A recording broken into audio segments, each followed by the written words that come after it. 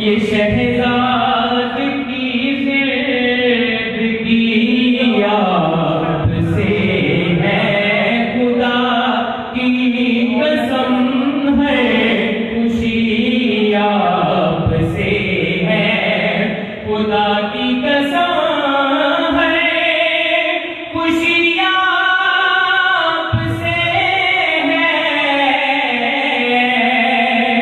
یہ شہزاد کی زندگی آپ سے ہے، حضور آپ کے دم سے ہی دم میں دم ہے، حضور آپ کے دم سے ہی دم میں دم ہے، کرم ہی کرم ہے، کرم ہی کرم ہے، کرم ہی کرم ہے، کرم ہی کرم ہے، ان کا گدا کیا یہ ان کا بھرم ہے، کرم ہی کرم ہے، کرم ہی کرم ہے۔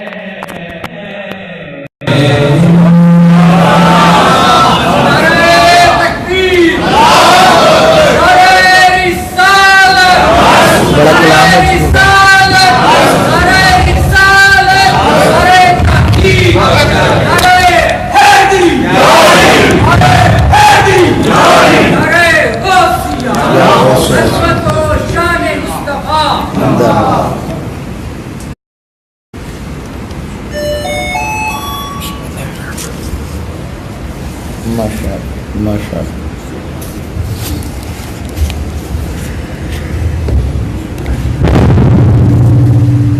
تھوڑی سی آواز تھوڑی سی کم تھوڑی سی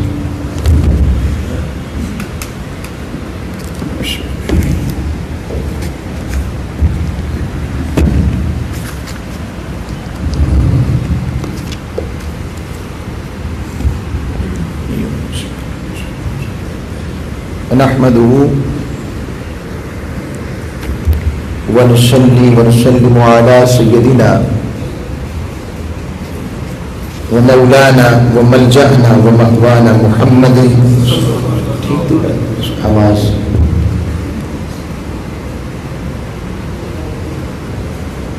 محمد النبي الأمين المكين الحنين الكريم رؤوف الرحيم اما بعد فاعوذ باللہ من الشیطان الرجیم بسم اللہ الرحمن الرحیم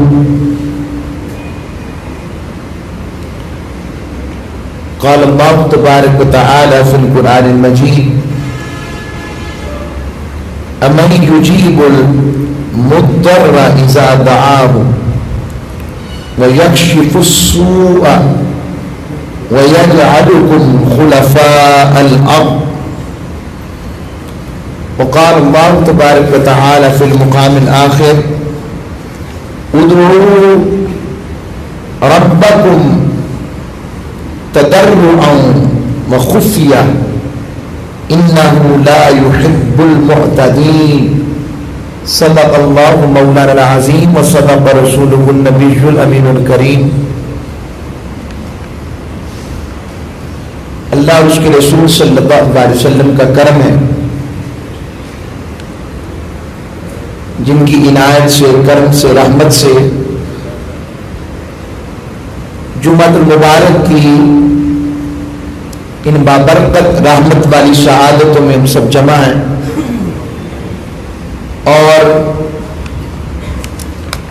موسم خوشگوار ہے، گرمی کی شدت ٹوٹ چکی ہے، جمعہ کے دن رب کی خاص رحمت ہے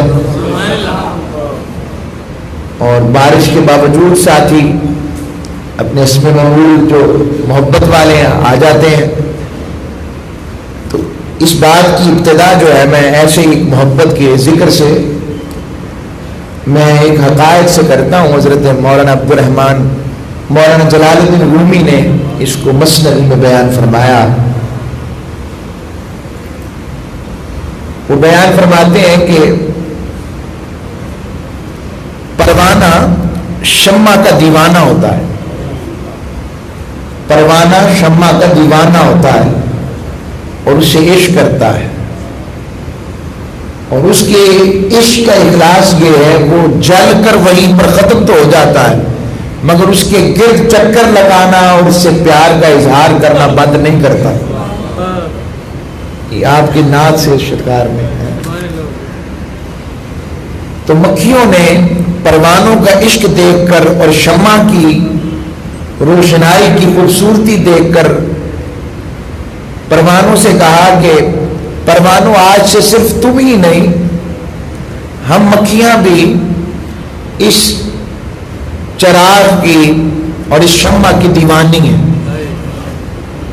کہ اچھا کہ ٹھیک ہے، اب جب شمع جلے گی تو پھر دیکھنا تم کیا جل جل کر گرتے ہو، جو ہم اس کی دیوانگی اور تمہاری پروانگی کو ختم کر کر بتائیں گی کہ مکھیاں کس طرح محبت کرتی ہیں چراغ سے اور شمع سے۔ شام ہوئی، شمع جلی، مکھیاں قریب تھیں، وہ پیغام دینے چلی گئی پروانوں کو اور کہنے لگی پروانوں آج پھر شمع جل اٹھی ہے، آؤ اپنے عشق کو پھر سے سوختہ کرو، پھر سے اس کو پروان چڑھاؤ، جوبن پر پھر عشق و محبت میں آ جاؤ، شمع جل اٹھی ہے۔ پروانوں نے کہا کہ مکھیوں تم نے بھی عشق کا اظہار کیا مگر تمہاری محبت ناقص ہے اور تمہاری محبت جھوٹی ہے، اصلی نہیں ہے۔ کہا وہ کیسے؟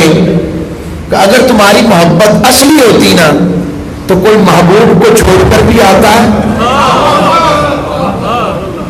اگر تمہاری محبت اصلی ہوتی تو شمع جلی تھی ہمیں بتانے کیوں آئی؟ تمہیں اتنی بھی دوری اپنے محبوب سے برداشت کیسے ہوگی؟ اتنی بھی دوری؟ تو جو عاشق ہوتے ہیں وہ دوری کو برداشت نہیں کرتے، اور اگر دوری بھی ہو تو ان کو ہجر و فراق میں بھی تڑپنے میں بھی وہ لطف نصیب ہوتا ہے کہ نسیمہ جانب بطحا گزر کن زیہوار محمد را خبر کن۔ یہ پھر عاشقوں کی بات ہو جاتی ہے۔ تو آج بھی ہمارا مضمون جو ہے بارش کی رمجھم بھی اپنی موج پر ہے، اللہ سے دعا ہے کہ یہ خیر والی رہے، رحمت والی رہے، کسی کے لیے زحمت والی نہ بنے، اور قبولیت دعا میں سے ایک وقت بارش کی دعا کرنا بھی قبولیت کا وقت ہے۔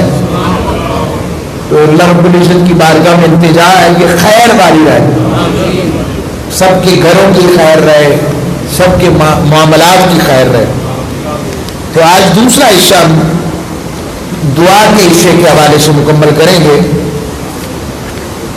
اللہ رب العزت نے ارشاد فرمایا اَمَن يُجِيبُ الْمُضْطَرَّ إِذَا دَعَاهُ،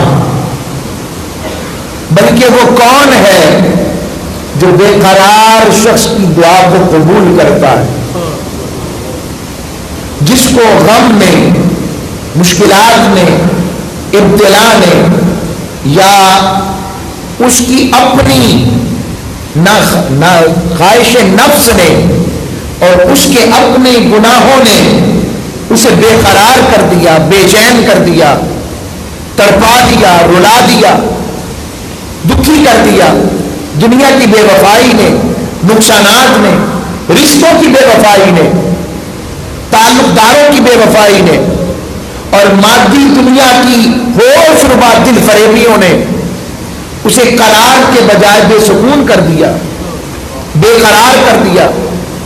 تو اللہ فرماتا ہے جب اس بے قراری کی کیفیت میں جب دل ٹوٹ جاتا ہے، آس و امید کے بندھن ٹوٹ جاتے ہیں، جب ہر طرف سے مایوس ہو جاتا ہے اور مایوسی سے گھیرتی ہے، تو اچانک اس کے لب گر گراتے ہوئے، اس کے ہاتھ بلند ہوتے ہوئے میری بارگاہ کی جانب پلٹتے ہیں اور میری جانب آتا ہے تو اللہ فرماتا ہے تو پھر وہ کون ہے جو اس ٹوٹے دل والے کی، اس دکھیے کی، اس بے وفائی کے مارے ہوئے آدمی کی دعا کو قبول کرتا ہے؟ کون ہے جب وہ اپنے رب کو پکارتا ہے تو وہ اس کی تکلیف کو دور فرماتا ہے؟ ایسا تمہارے رب کے سوا کون ہو سکتا ہے؟ یہ اللہ رب العزت دعا کی ترغیب دے رہا ہے کہ اب بھی اس کیفیت دنیا میں تم مجھے بھولے، مگر یہ جو غم ہے اسے بھی غنیمت جانا کرو، آزمائش کو بھی غنیمت جانا کرو، کیونکہ اس آزمائش میں بندے کا تعلق اپنے رب سے جڑ جاتا ہے۔ اللہ کی ہر بات میں حکمت ہے، تکلیف میں بندے کا تعلق رب سے جڑتا ہے۔ اور قرآن مجید فرقان حمید میں اللہ نے فرمایا ان الانسان لرب یا ایھا الانسان، فرمایا انسان بڑا ناشکرا ہے۔ ان الانسان لربہ لکنود، بے شک انسان اپنے رب کے لیے بڑا ناشکرا ہے۔ پھر کبھی سورہ زمر اور سورہ یونس میں ارشاد فرماتا ہے انسان کو جب مشکل آتی ہے، تکلیف آتی ہے، پریشانی آتی ہے تو کیسے گر گرا کر دعا کرتا ہے، اور جب مشکل دور ہو جائے، پریشانی دور ہو جائے، مسئلہ حل ہو جائے تو پھر ایسے بہیو کرتا ہے اپنے مالک کے ساتھ کہ اس کو کبھی مشکل آئی نہیں، مگر رب کہتا ہے کوئی بات نہیں، آتا تو میری طرف ہی ہے نا، کوئی بات نہیں، آیا تو میری طرف ہے نا، تو میں اسے خالی کیسے لوٹا دوں، میں اسے رہنے کیسے دوں، کوئی بات نہیں، چل کر تو میری طرف آیا ہے۔ اور پھر فرمایا اللہ رب العزت نے خود فرمایا ادعوا ربکم تضرعا وخفیہ، اپنے رب سے گر گڑا کر اور آہستہ دعا مانگو تب بھی سنتا، اور انہ لا یحب المعتدین، بے شک اللہ حد سے زیادہ گزر جانے والوں کو پسند نہیں فرماتا۔ ایسے چھپ چھپ کر دعا مانگو۔ حضرت زکریا علیہ السلام رب سے آہستگی سے دعا مانگتے، رب نے سنی۔ حضرت ابراہیم علیہ السلام نے مقام ابراہیم پر کھڑے ہو کر اونچی آواز سے آواز لگائی، مالک جو جہاں ہے وہ اس گھر والے کی طرف، تیری گھر کی طرف آئے، لبیک اللہم لبیک کی صدائیں بلند کی، دعا کے لیے عرض کی۔ رب نے کہا ابراہیم تیرا کام تھا صدا دینا، تیرا کام تھا صدا دینا، اور جس نے تیری پکار کو سن لیا اس نے لبیک کا جواب بھی دے دیا۔ اب قیامت تک اس لبیک کا جواب دینے کے لیے میرے غلام، میرے عاشق میرے گھر کا چکر لگاتے رہے۔ یہی دعا ہے۔ یہ صرف دونوں طرح دعائیں درست ہے، بلند آواز سے بھی کرنا اور گر گڑا کر خفی انداز میں کرنا، یہ بھی درست ہے۔ خفی کچھ کہتے ہیں خفی لفظ کو زیادہ پسند ہے، کسی کو مچل کر دعا کرنا پسند ہے، کسی کو اندر باطن میں ترک کر دعا کرنا پسند ہے، دونوں ٹھیک ہے۔ ہاں دونوں میں اعتدال ہو، کیا ہو؟ اعتدال ضروری ہے، اعتدال کے بغیر بات نہیں بنے گی۔ یہ آقا علیہ السلام پر اترنے والے کلام میں سے چند باتیں میں نے دعا کے متعلق بتائی ہیں، اور دعا قربت الہیہ کا وہ ذریعہ ہے کہ انسان کا رابطہ ہر ایک سے کٹ جائے، مگر دعا ایک ایسا رابطہ ہے جو بندے اور رب کے درمیان کے تعلق کو ختم نہیں ہونے دیتا۔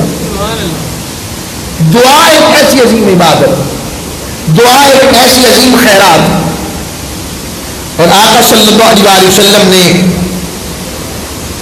اس حوالے سے ارشاد فرمایا، اور فرمایا الدعاء مخ العبادہ، دعا عبادت کا مغز ہے، دعا عبادت کا مغز، اور مغز جو ہوتا ہے وہی اصل ہوتا ہے، تو عبادت کا مغز بنا دیا دعا کو اللہ رب العزت۔ اور اسی دعا کی حقیقت کو سمجھانے کے لیے میں سورہ فاتحہ سے مثال دیتا ہوں آپ. سورہ فاتحہ شریف کے بہت سے نام ہیں، اس میں سے اس کا ایک نام ہے تعلیم المسئلہ،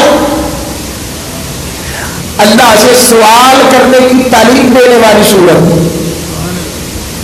سورہ فاتحہ کو سورہ شفا بھی کہتے ہیں، سورہ حل مشکلات بھی کہتے ہیں، اور فاتحہ ام الکتاب بھی کہتے ہیں کہ سارا قرآن جو ہے ان 7 آیتوں کی تفسیر ہے. آیتوں کو اگر 7 آیتوں میں قرآن کو صرف مختصراً بیان کرنا ہو تو ان 7 آیتوں کا نام ہی قرآن ہے. رب نے اس کی تفسیر کو 7 پورے قرآن میں بیان کر دیا ہے. مولا علی شیر خدا رضی اللہ تعالیٰ، مولا علی مشکل کشا، آپ فرماتے اگر میں سورہ فاتحہ کی تفسیر شروع کروں تو 70 اونٹ بھی ہوں جن پر، اب اونٹ کتنا وزن اٹھاتا ہے، 70 اونٹ بھی ہوں تو وہ کم پڑ جائیں، اتنی تفسیر میں لکھ سکتا ہوں. انا مدینۃ العلم وعلی بابوہا، جو شہر علم کا دروازہ ہو اسی کا یہ کمال ہے. تو یہ تو دروازے کا حال ہے، تو جو شہر والا ہوگا اس کا علم کیا ہوگا.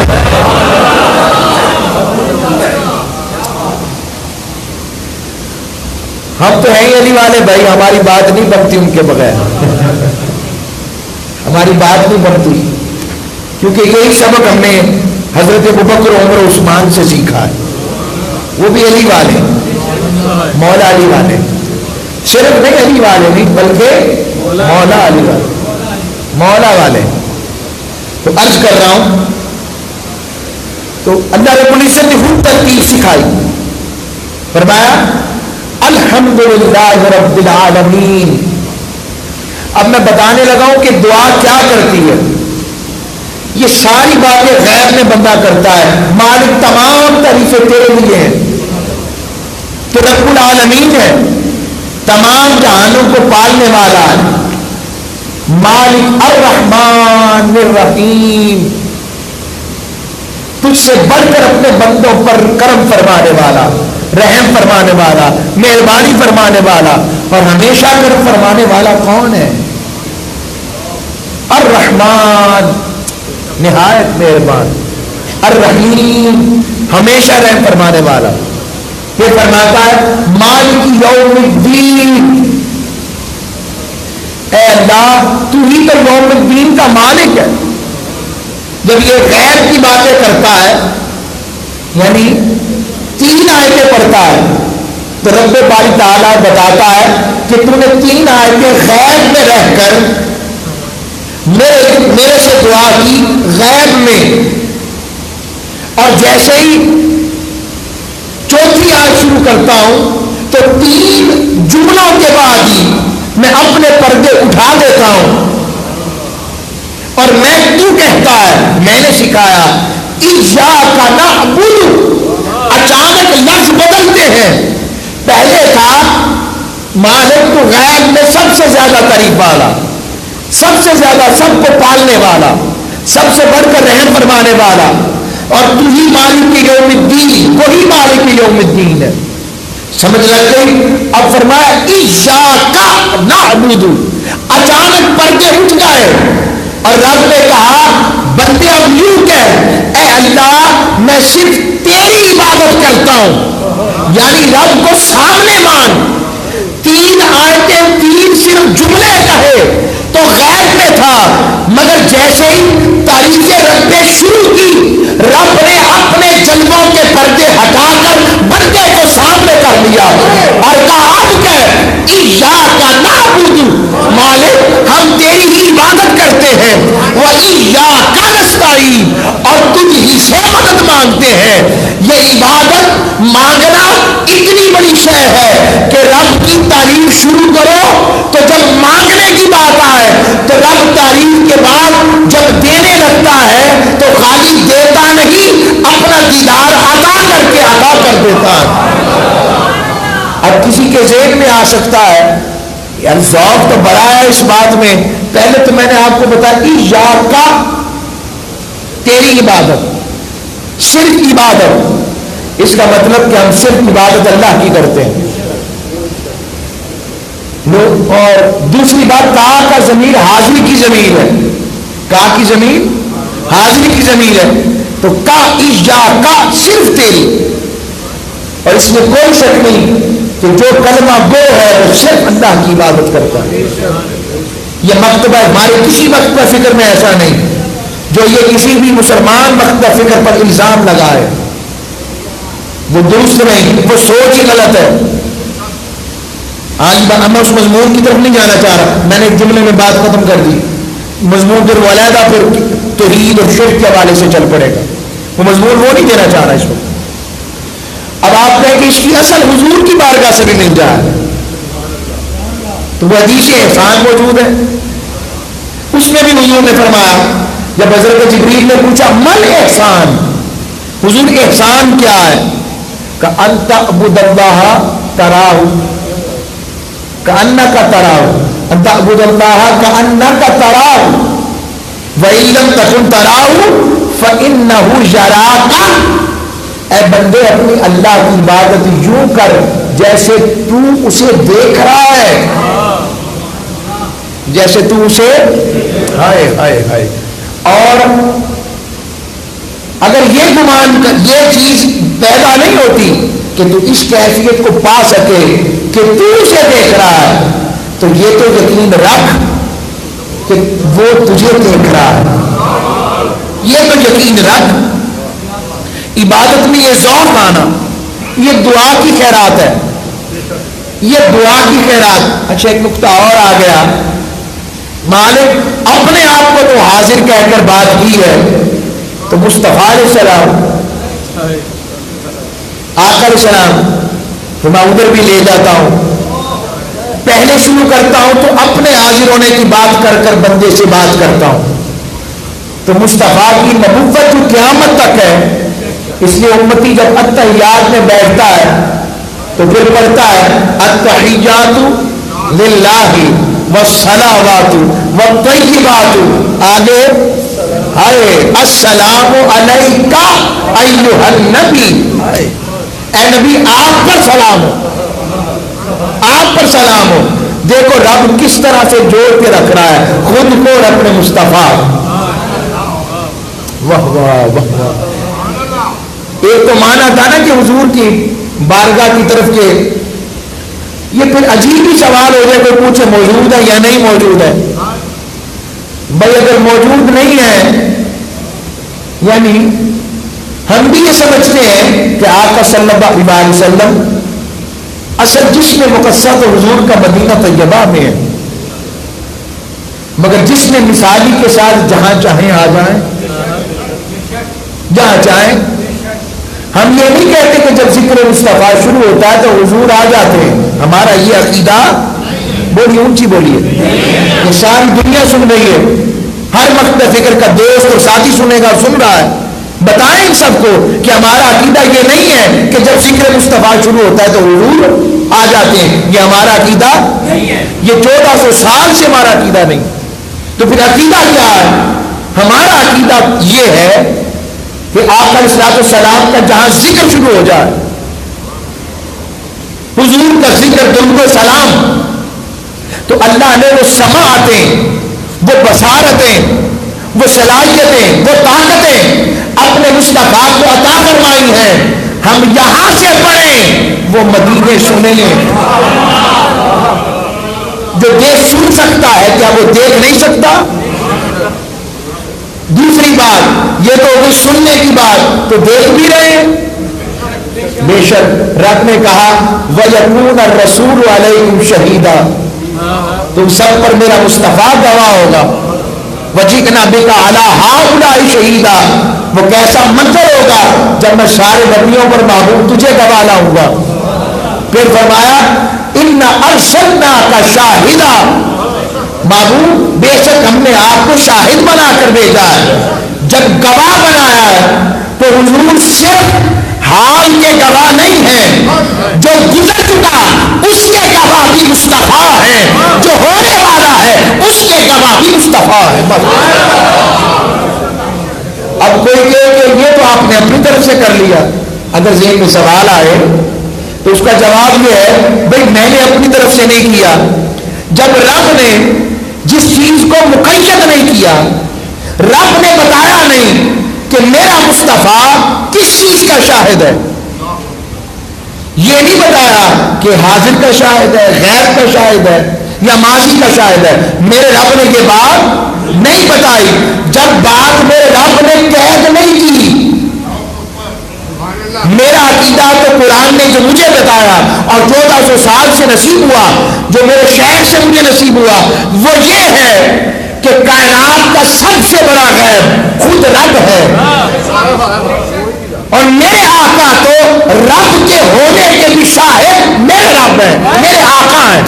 رب کے ہونے کے گواہ بھی آقا ہیں، اور رب نے اپنے مصطفیٰ کو اپنے ہونے کا گواہ بنایا ہے. اور رب کے ہونے کی سب سے بڑی دلیل بھی ذات مصطفیٰ ہے. یہ ذہن میں رکھیں. تو یہ گواہ بھی شہید بھی تو گواہ وہی ہوتا ہے نا یا جو سن سکے یا دیکھ سکے، جو بالبصر سنے، دیکھے سنے بسما، یا شعوری طور پر اسے دکھا یا سمجھا دیا جائے. اس لیے اللہ رب العزت جب بھی پچھلی امتوں کی بات کرتا تو کہتا وَإِذْ قَالَ رَبُّكَ، محبوب وہ وقت یاد کر. اذکر فعل محذوف ہے اس میں. وَإِذْ قَالَ رَبُّ، جب آپ کے رب نے کہا تھا. کوئی کہ جی حضور تب تھے، یہ بھی حضور نے بتایا.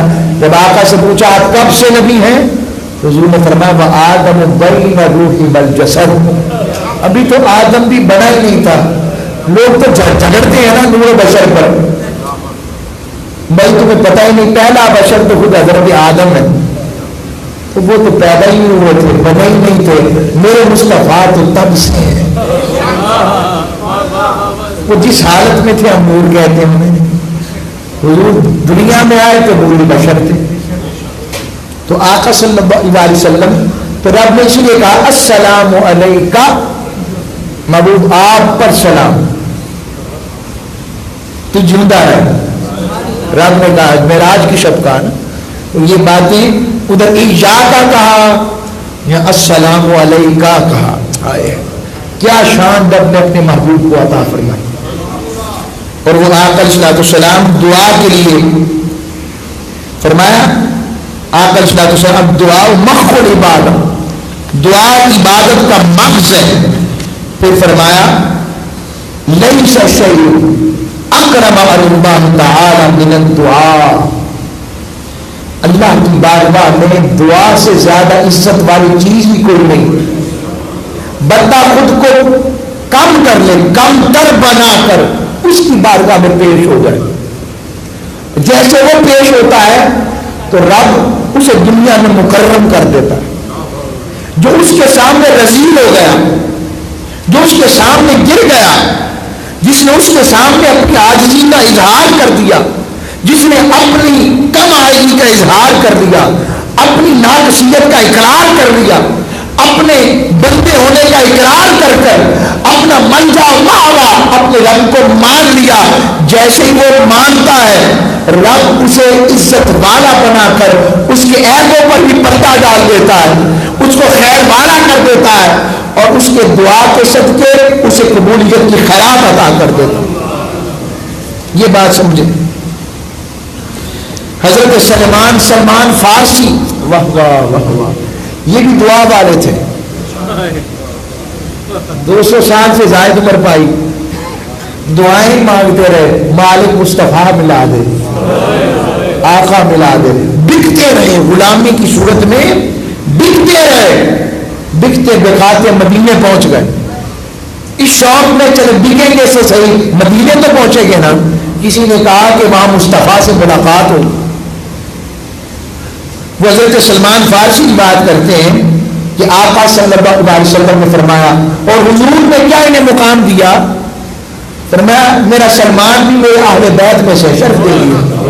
حضور نے مقام دیا. یہ واحد سے آگے اس طرح سبحان اللہ. فرمایا ان اللہ حی قریب یستحیی. اچھا اس طرح کہ آپ تھوڑا تھوڑا آگے آتے جانا ساتھیوں کو, اگر کوئی آ جائے نماز کی طرف پہ کر لیجئے گا, آگے آنے کے ساتھیوں کو بیٹھ کے جتنی جگہ کوئی نہیں, صفوں کو تھوڑا آگے کر رہے ہیں کوئی بات نہیں, جگہ جتنے ساتھی اندر آ جائے کوئی نہیں, اسی کے صدقے خیر ہو جائے ہیں بس. اب کرتے رہیے گا. تو عرض کر رہا ہوں توجہ رہے. اللہ رب العزت نے ارشاد فرمایا ان اللہ حی قریب یستحیی. اللہ بڑا حیادار اور کریم اور کرم فرمانے والا, وہ اس بات سے حیا فرماتا ہے کہ کوئی شخص اس کے سامنے ہاتھ پھیلائے اور وہ اسے خالی اور نامراد لٹا دے. لوگوں دعا کر کر یہ مت کہا کرو کہ رب نے سنی نہیں. رب نے, وہ دنیا دار نہیں ہے, وہ رب ہے, وہ تو اس کی سنتا ہے, وہ تو ان کی سن لیتا ہے جو اسے رب مانتے ہی نہیں, وہ ان کا رزق بند نہیں کرتا, وہ ان کو عزت دینا چھوڑتا نہیں,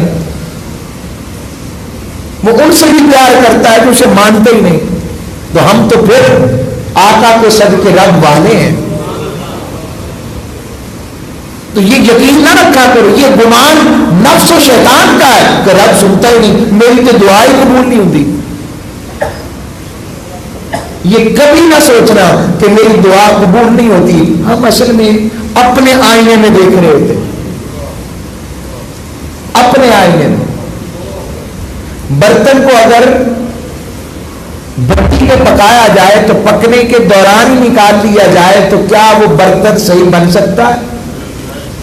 اسی طرح بندگی بغیر آزمائش کے رب نہیں دیتا, آزمائش کے بعد ہی بندگی میں مقام عطا کرتا ہے. اور اللہ رب العزت نے اس پر بھی حدیث دے دیتا ہوں, فرمایا جب کوئی مسلمان, ابو سعید خدری روایت کرتے ہیں, مسلمان مجھ سے دعا کرتا ہے بشرطے کہ اس میں گناہ کی دعا نہ ہو, گناہ کی دعا نہ ہو کہ میرا جوڑے کا نمبر نکال دے تو میں یہ کروں گا, ہے نا, مجھے پتا ہے. اچھا یہ ایسی بات, چلیے جملہ کہہ دیتا ہوں. کئی لوگوں نے تصوف اس کا نام رکھا ہوا ہے, فلانے حضرت بابا جی جو ہے گالیاں نکالتے ہیں یا روڑے مارتے ہیں, تو جس فرینڈ پر ختم ہوگا وہ نمبر لگا دو. حرام, گالی نکالنے والا بھی حرام کام کر رہا ہے. کوئی گالی نکالنے کا دفاع کرے, وہ عالم ہو یا فقیر ہو, نام ہو, کوئی عالم کوئی فقیر اسوہ مصطفیٰ سے بڑھ کر نہیں ہو سکتا. اگر یہ اتنا ہی اعلیٰ کام ہوتا تو میرے آقا خود کرتے ہیں نا.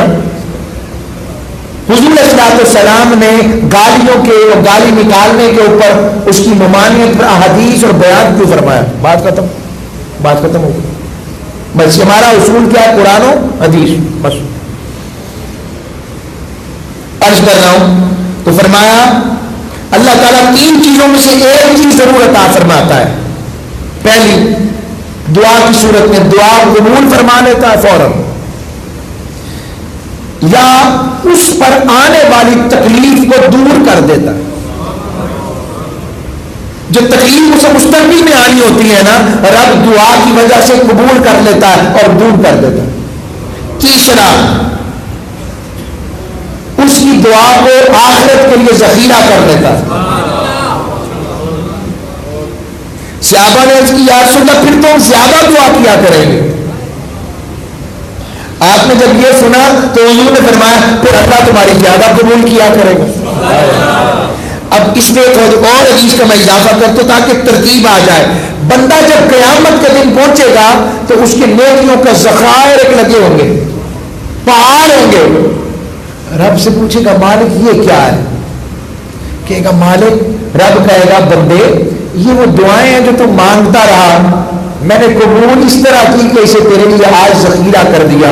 وہاں کھڑے ہو کر بندہ کہے گا مالک کوئی بھی دعا قبول نہ کرتا، میری کوئی بھی دعا قبول نہ کرتا اور اسے آخرت کے لیے ذخیرہ کر لیتا تو میرے لیے آج اس سے بھی بڑا مقام حاصل ہو جاتا. اتنی اعلیٰ شے ہے دعا. حضرت جابر بیان فرماتے ہیں، آئیں میں اختتام کر رہا ہوں. حضرت جابر روایت کرتے ہیں، آقا علیہ الصلوۃ والسلام نے فرمایا قسم خدا کی جس کے قبضے میں میری جان، حضور نے قسم کھائی، فرمایا بندہ جب گناہگار آدمی جو منہ موڑ کے بیٹھا ہوا تھا رب سے، تو جب بندہ اللہ کو پکارتا ہے تو اللہ بندے پر ناراض ہونے کی وجہ سے منہ موڑ لیتا ہے. وہ پھر کہتا ہے اللہ انت ربی، اے میرے مالک تو ہی میرا رب ہے، بس ختم کر. پھر فرشتے اس سے کہتے ہیں، اللہ اپنے فرشتوں سے کہتا ہے کہ میرے بندے نے میرے سوا کسی اور کو پکارنے سے انکار کر دیا، یہ مجھے ہی پکار رہا ہے. میں نے اس سے منہ موڑا مگر اس نے مجھے پکارنا چھوڑا نہیں. اچانک رب کی رحمت جوش میں آتی ہے، فرماتا ہے لہذا میں تمہیں گواہ بنا کر کہتا ہوں میں نے اس کی دعا قبول فرما لی. ایک اور حدیث اختتام کے طور پر پیش کر دیتا ہوں، وقت بالکل ختم ہو گیا، بارش بھی ہو رہی ہے، ساتھی بھی کھڑے ہیں.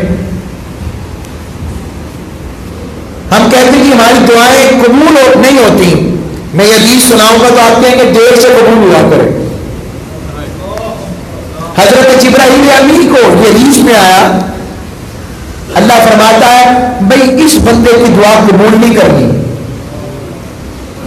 مالک کیوں؟ کہ مجھے اچھا لگتا ہے، جب روتا ہے نا تو مجھے بڑا پیار آتا ہے اس پر. فرمایا اچھا، اور مالک فلاں کا اس کی جلدی دعا قبول کر لو، یہ مجھے پسند نہیں ہے، بس اس کی جلدی قبول کر لو.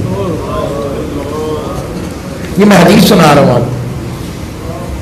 اور دعاؤں میں صدقہ رب سے مانگو تاکہ خیر مل جائے. وما علیہ